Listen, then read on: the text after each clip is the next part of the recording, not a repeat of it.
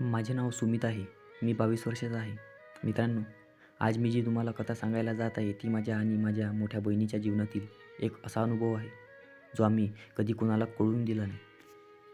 ही कथा खऱ्या घटनेवर आहे. माझ्या बहिणीचे नाव आरोही आहे आणि ती 27 वर्षाची आहे. आम्ही सहपरिवार एका यात्रेवर जाणार होतो. ही यात्रा दरवर्षी आयोजित करण्यात येते. ह्यात जवळ 60 लोकांना बस आणि ट्रेनने चारधामच्या यात्रेवर घेऊन जाण्यात येते. बाबांनी ह्याबद्दल माहिती काढली आणि त्यांनी आमच्या चौघांच्या तिकिटी बुक केल्या.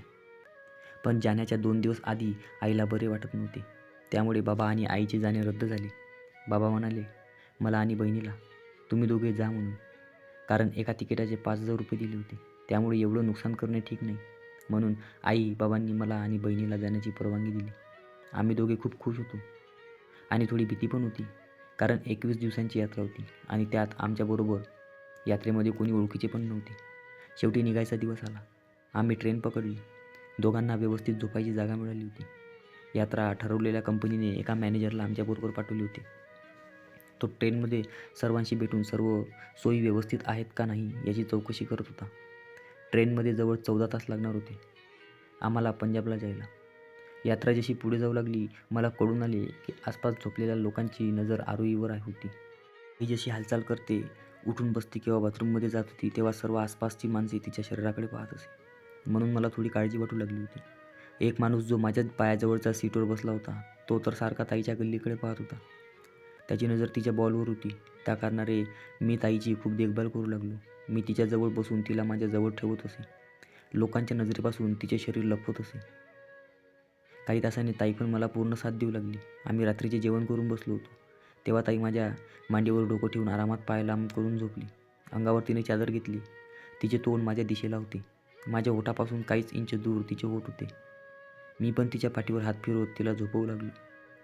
त्या दिवशी पहिल्यांदा मला ताईच्या पाठीवर हात लावायला मिळाला होता. तेव्हा मला कळून आले की ताईचे शरीर खूप कोमल आहे. पाठीवर हात फिरवायला खूप मजा येत होती. काही वेळाने रात्र झाली आणि ट्रेनच्या लाईट बंद केल्या गेल्या. आसपासची माणसे पाहत होती, म्हणून मी ताईला व्यवस्थित झोपवले आणि मी माझ्या सीटवर जाऊन झोपलो. सकाळी आम्ही स्टेशनला पोहोचलो. तिथून मग बसने आम्हाला घेऊन जाण्यात आले पुढे. आता ताई माझ्याशी खूप जवळ झाली होती. माझा हात पकडून खांद्यावर डोके ठेवून बसमध्ये झोपली होती. जणू ती माझी बायकोच आहे. आम्ही असे वागत होतो जणू आम्ही नवरा बायकोच आहोत. आम्हाला पाहून कोणाला कळूनच येणार नाही की आम्ही सख्खे बहीण भाऊ आहोत. काहीही बाहेर खाताना एकमेकांची उष्ट खात होतो. एकमेकांना घास भरवत होतो. ताई खूप खुश दिसत होती. काही वेळाने आम्ही बसने हॉटेलवर पोहोचलो. यात्रेच्या मॅनेजरने आम्हाला दोघांना एकच रूम दिला. आम्ही लगेच बॅग घेऊन रूममध्ये आलो. खूप थकलो होतो. आत आलो तर रूम चांगला होता, पण मला कळून आले की त्यांनी एकच बेड दिला आहे. म्हणजे मला आणि ताईला एकत्र झोपावे लागेल. ताईने पण ते पाहिले, पण तिने काही वेगळे असे असल्याचे जाणवले नाही. तिला कदाचित त्याची काही चिंता दिसत नव्हती. मॅनेजरने आम्हाला कळवले होते की 1 तासाने मंदिरात जायला निघणार आहे. म्हणून आम्ही आंघोळ करून घेतली. तिथून बसने आम्हाला सर्वांना मंदिरात घेऊन जाण्यात आले. देवीचे जुने मंदिर होते. जवळ 2 तास आम्ही बाहेर होतो. बाहेरच दुपारचे जेवण केले. मंदिराच्या जवळ मार्केट होते. तिथे पण जाऊन आलो आणि खरेदी केली. तिथून परत हॉटेलमध्ये येण्यास रात्र झाली. जवळपास 8ला आम्ही हॉटेलला पोहोचलो. सर्व रूममध्ये गेले. काही वेळाने जेवणाला बोलवण्यात आले. आम्ही रात्रीचे जेवण केले. खूप थंडगार वारा सुटला होता बाहेर. डोंगराच्या मध्ये हॉटेल असल्याने शांतता होती. जेवून आम्ही काही वेळ हॉटेलच्या मागच्या गार्डनमध्ये फिरत होतो. काही परिवार तिथे बसले होते. लहान मुले खेळत होती. तेव्हा ताईंनी थंडी लागते म्हणून माझा हात धरला. मला चिटकून हात धरून चालत होती. काही वेळ त्या थंड वातावरणाचा आम्ही गार्डनमध्ये फिरून आनंद घेतला आणि मग आम्ही रूममध्ये झोपायला आलो. माझ्या मनात खूप चळवळ सुरू होती. ताईने जीन्स घातली होती. तशी ती पुढे येत असे. माझी नजर सारखी तिच्यावर जात होती. मी रूममध्ये घेऊन कपडे बदलले आणि घरात घालायची शॉर्ट पॅन्ट आणि टी शर्ट घातली. ताईने पण कपडे बदलले. तिने काळ्या रंगाची लेगिन्स आणि वर जाड कपड्याचा ड्रेस घातला. आम्ही झोपायची तयारी करू लागलो. तेव्हा माझी आणि ताईची नजर मिळाली. कारण दोघांना एकाच बेडवर झोपायचे होते, बाजूबाजूला. ती जाऊन बेडवर झोपली. मी लाईट बंद केली आणि कोपऱ्यातली एक लहान पिवळी लाईट चालू ठेवली. बेडवर एकच सफेद रंगाची चादर होती. आम्ही दोघांमध्ये थोडी जागा ठेवली होती, म्हणजे अंगाला अंग लागणार नाही. काही वेळ निघून गेला. मला ताईची चळवळ जाणवत होती. तिला पण झोप येत नव्हती, पण काय करावे कळत नव्हते. माझा इथे थंडीमुळे ताटला होता. विचाराला जवळ जाऊन नाही शकत, तर तिचे शरीर तर पाहू शकतो ना. म्हणून मी ताईकडे तोंड करून झोपलो. मला तिची पाठ दिसू लागली. तिच्या मानेचा मागचा भाग दिसत होता. ताईचे शरीर चांगलेच भक्कम होते, पाहूनच मन झाले जाऊन गचकन मिठी मारू आणि टेकवून घासू. चड्डी तेवढा ताटला होता की गुलाबी टोक आतून अंडरवेअरवर घासू लागला. खूप असहनीय परिस्थिती झाली होती. कधी दांडा बाहेर काढतोय असे झाले होते. मी आतुरतेने ताईची वाट पाहतच होतो की तेवढ्यात ताई लगेच माझ्याकडे वळली आणि तिने मला तिच्याकडे पाहताना पाहिले. आमची नजर मिळाली आणि ताईने लगेच मला मिठी मारली आणि आपले ओठ माझ्या ओठांवर घट्ट दाबले.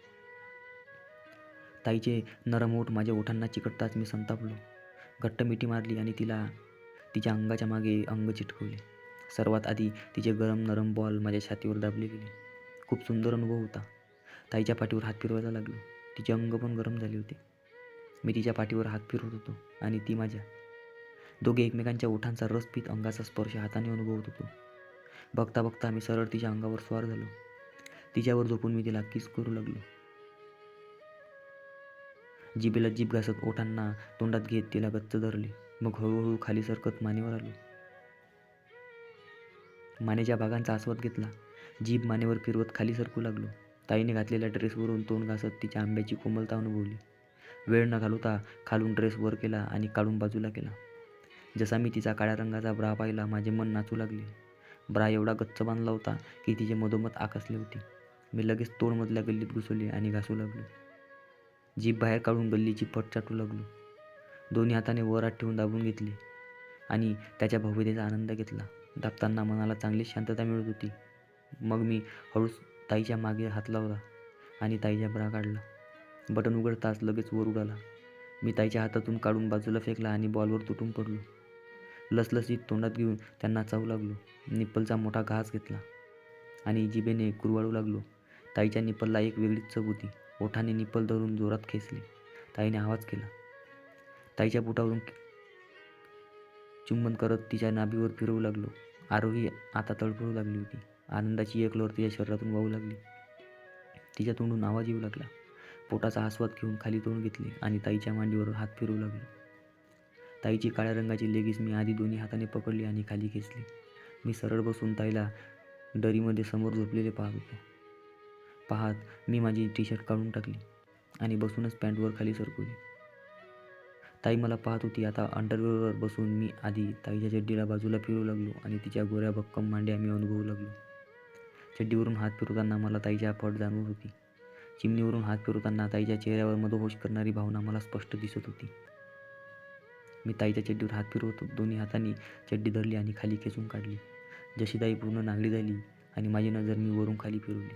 ते नागडी शरीर पाहून तोंडाला पाणी सुटले. ताईने पायाची कैची करून लपवायचा प्रयत्न केला पण आता खूप वेळ झाली होती.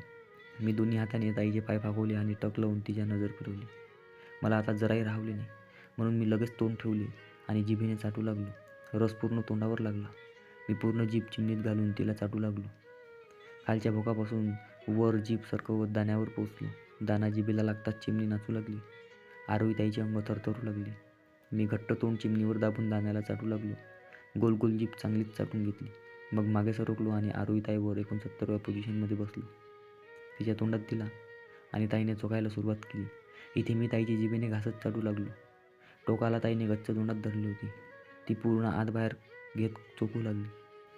ताईच्या कोमल ओठांचा आणि जिभेचा स्पर्श होताच अंग नाचू लागले. खूप आनंद मिळत होता चोखून घेताना. काही वेळाने मी बाजूला झालो. परत ताईच्या पायाजवळ आलो. तिला उपडी झोपवली. जशी ताईची मोठी मुलायम गोरी दिसली मी लगेच दोन्ही हातांनी तिचा बोचा दाबला. तिच्या बोच्यावर हात फिरवत त्याचा आनंद घेतला. सर्वात आधी मी माझे तोंड ताईच्या बोच्यावर टेकवून घासू लागलो. तिच्या बोच्यावर चुंबन घेतले. दोन्ही हातांनी बोचे फाकवून पटीमधली खोली पाहिली. खालच्या बाजूला मला ताईच्या बोच्याचा भोक दिसला. तोंड लगेच घुसवले आणि जीभ भोकावर फिरवत ताईची चव घेतली. खूप भारी बोचा होता ताईचा. खूप वेळ बोच्याशी खेळलो. काही वेळाने मागे ढोपरावर बसलो. ताईला ओणवे बसवले. मागून ताईची समोर आली. प्रेमाने चुंबन करून टेकवला. पटीतून खाली घासत भोकावर आणला आणि हळूच भोकात सरकवला. धक्का देऊन पूर्ण आत अडकवला. मग दोन्ही हाताने ताईची कमर धरली आणि हळूहळू आत बाहेर करत त्याला चिकट केला. हळूहळू आत बाहेर करत त्याला ठोकू लागलो. जशी चव लागली मी गती वाढवली आणि तिला जोरजोरात दणके देऊ लागलो. चांगलाच ताटला होता. कचाकचा आवाज करत आता बाहेर होत होता. चिमणी ठोकण्यात एक वेगळीच मजा आहे. दोन्ही हाताने कमर धरून गचागचा दिला. ताई पण जोरजोरात ओरडू लागली. ताईच्या माझ्या मांड्या दणक्याबरोबर आपटत होत्या. काहीच कळेनाशी झाली होती. मी विसरून गेलो होतो की माझ्याच सख्या बहिणीला ठोकत आहे. मला फक्त तिची डिक्की वरून दिसत होती आणि मधोमध चिमणीत आतबाहेर होणारा माझा समोर तिची कोरी करकरीत पाठ आणि तिचा आवाज करणारे तोंड समोर होते. जोरजोरात धमकी देत मी तिची खूप वेळ ठोकली. मी ठोकत असताना ताईने जोरात आकसली आणि पाणी सोडले. चिकट पाण्याने हत्यार अजून ओला झाला. मी आपली सुरूच ठेवली आणि काही वेळाने माझ्याकडून पाणी निघणार होते, म्हणून मी आपली गती वाढवली आणि दणके देत पाणी निघायच्या आधीच हत्यार बाहेर खेचला आणि फटीत सर्व पाणी सोडले. जोरात निघालेली पिचकारी सरळ फटीत उडवीत तिच्या पाठीवर पण उडवली. खूप भारी वाटले करून. सर्व पाणी हत्यारातून पडल्यावर मी बाजूला चाललो आणि ताईच्या बाजूला झोपलो. ताई पण जोरजोरात श्वास घेत मला पाहत होती. दोघांच्या चेहऱ्यावर एक स्मित हास्य होते. दोघांना पण खूप मजा आली होती. मी ताईला जवळ घेतले आणि ओठांवर चुंबन केले आणि घट्ट मिठी मारून झोपून गेलो. त्या दिवशी आमच्यात एक वेगळीच नाती निर्माण झाली होती. जेवढे दिवस आम्ही यात्रा करत होतो, ताई माझ्याशी बायकोप्रमाणे चिटकून होती. दिवसभर आम्ही बाहेर फिरत असे, नवीन नवीन जागा पाहत असे आणि रात्री रूममध्ये नवीन नवीन अनुभवत असे. त्या 21 दिवसात आम्ही वर्षभराचा आनंद घेतला होता. अशी एकही पोझिशन नव्हती जी आम्ही सोडली असेल. सर्वच प्रकारे मी ताईला ठोकले. तर अशी झाली आमची यात्रा.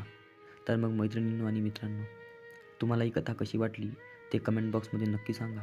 आणि आवडली असेल तर व्हिडिओला लाईक करा, शेअर करा आणि अनोळखी नातं या चॅनलला सबस्क्राईब करायला विसरू नका. धन्यवाद.